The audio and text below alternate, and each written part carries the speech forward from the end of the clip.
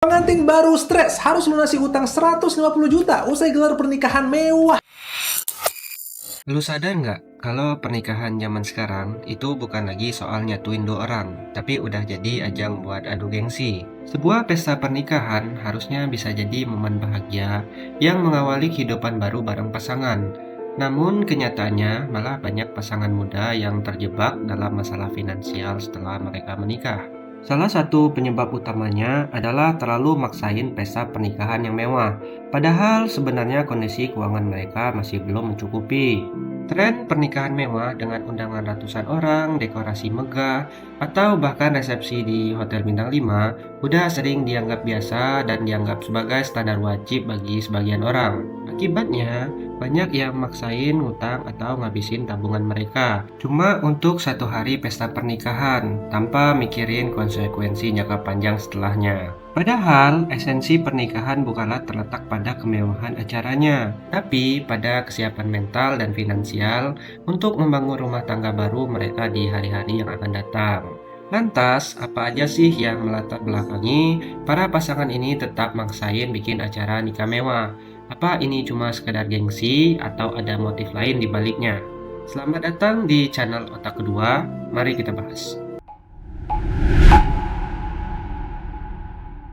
Sebenarnya kalau kita telusurin, fenomena nikah mewah karena gengsi ini berakar dari tekanan sosial dan ekspektasi yang gak realistis. Tekanan sosial ini seringkali datang dari pihak keluarga besar, padahal awalnya cuma mau nikah sederhana. Tapi dari pihak keluarga besar menuntut pengen ngadain acara mewah dan meriah. Kita kan keluarga besar, masa nikahnya kayak gini doang? Mereka merasa malu kalau cuma bikin acara kecil-kecilan. Awalnya pesta pernikahan yang direncanain oleh dua orang ini malah jadi proyek bersama yang harus muasin semua orang. Padahal mereka sebenarnya nggak peduli tentang ekonomi lu dan pasangan.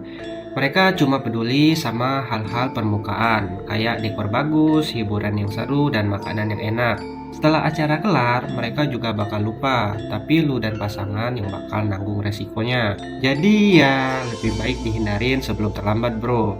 Lu udah capek-capek kerja pagi siang malam, masa uangnya mau dihamburin gitu aja buat nyenengin semua orang?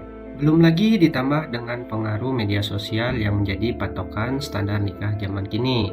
Media sosial memegang peran besar dalam memicu gengsi pernikahan mewah, di mana banyak orang berlomba-lomba memamerkan pernikahan mewah mereka. Tak jarang juga banyak pasangan muda zaman sekarang tuh merasa malu kalau cuma ngadain pernikahan sederhana. Waktu ngelihat teman atau selebriti mengunggah foto pernikahan yang glamor, banyak dari mereka ngerasa harus mengikuti standar yang sama, meski harus memaksakan diri. Padahal pernikahan yang seharusnya tentang komitmen malah jadi ajang pamer kekayaan. Mulai dari pamer gedung mewah, catering mahal, hingga undangan ratusan orang. Dampaknya pun nggak main-main. Banyak pasangan yang akhirnya terjebak hutang atau kehilangan tabungan mereka akibat biaya dari pernikahan mewah ini yang bisa mencapai ratusan juta. Bahkan ya, ada yang sampai minjam uang atau lebih parahnya sampai gunain dana darurat mereka. Akibatnya, setelah pesta usai, mereka baru sadar bahwa uang yang seharusnya bisa digunain untuk modal bangun rumah malah udah mau habis terpakai. Boro-boro mau memulai kehidupan baru yang tenang, mereka justru dibebani cicilan dan stres finansial beberapa tahun mendatang. Menurut penelitian dari Badan Pusat Statistik, pada tahun 2023, sekitar 30% pasangan muda di Indonesia mengaku terjebak kesulitan ekonomi setelah mereka menikah. Dan sebagian besar penyebabnya adalah pengeluaran besar sewaktu acara pernikahan. Idealnya, biaya pernikahan nggak boleh melebihi 30% dari total tabungan, agar nanti diharapkan setelah pernikahan masih ada dana untuk kebutuhan lain yang lebih penting.